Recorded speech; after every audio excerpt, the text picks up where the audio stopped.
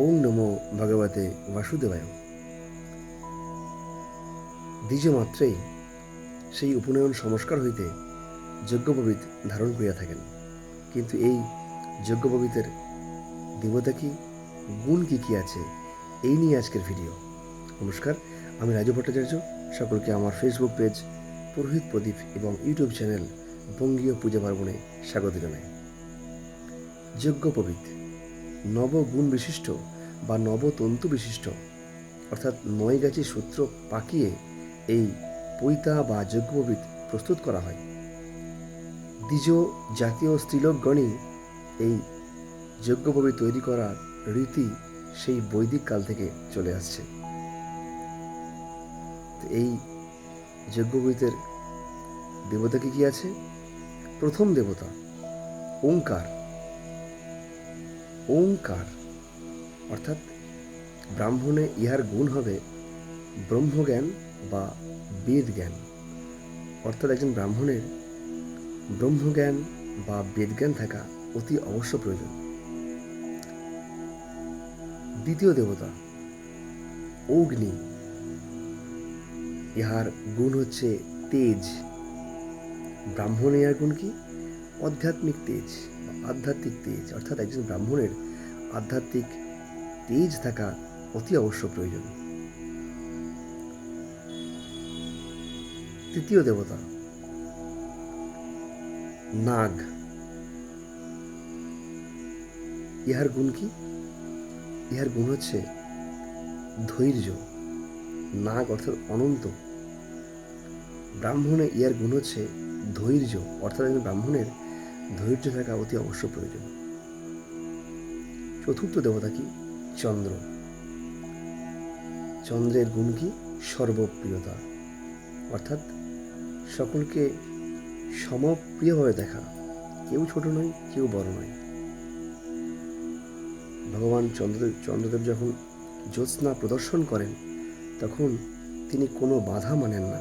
তিনি ধনীর অট্টালিকাতেও জ্যোৎস্না বর্ষণ করছেন, আবার গরিবের ছোট্ট বাসাতেও কিন্তু জ্যোৎস্না বর্ষণ করছেন। অতএব তার কাছে সবাই সমান। ঠিক এইরূপ সর্বপ্রিয়তা, সকলকেই সমান প্রিয় সমভাবে দেখা, এই গুণটি ব্রাহ্মণের থাকা অতি অবশ্য প্রয়োজন। পঞ্চম দেবতা হচ্ছে পিতৃগণ।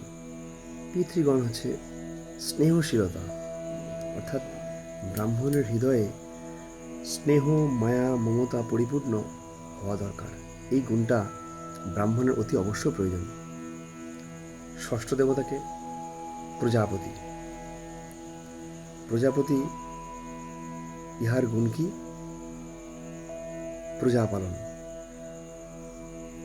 আগেকার দিনে বা বৈদিক যুগে রাজসভাতে একজন বেদজ্ঞ ব্রাহ্মণ আসন অলঙ্কৃত করতেন। তার কারণ কি জানেন? অর্থাৎ সেই রাজা বা সেই মহারাজাই হোক না কেন, তিনি ওই বেদজ্ঞ ব্রাহ্মণের কাছ থেকে মতামত নিয়ে তিনি প্রজা পালন করতেন। অর্থাৎ ব্রাহ্মণের এই প্রজা পালন গুণ কিন্তু অতি অবশ্য থাকা প্রয়োজন। সপ্তম দেবতা কি? বসু। বসু অর্থে তার গুণ কি? স্বধর্মের স্থিতি, অর্থাৎ নিজের ধর্মকে ভালোবাসা, নিজের ধর্মের প্রতি শ্রদ্ধাশীল হওয়া। এটি কিন্তু ব্রাহ্মণের একটি বিশেষ গুণ, যেটা থাকা অতি অবশ্য প্রয়োজন। অষ্টম দেবতা হচ্ছে যজ্ঞ। যজ্ঞ হচ্ছে ন্যায়পরতা, অর্থাৎ ব্রাহ্মণরা কখনো অন্যায়কে প্রশ্রয় দেন না। তাই ন্যায়পরতা গুণ কিন্তু অতি অবশ্যই ব্রাহ্মণের থাকা প্রয়োজন। নবম দেবতা হচ্ছে শিব। ইহার গুণ কি? বিষয়ে অনাসক্তি, অর্থাৎ একজন ব্রাহ্মণের সে কোনো বিষয়ের প্রতি আসক্ত থাকবে না।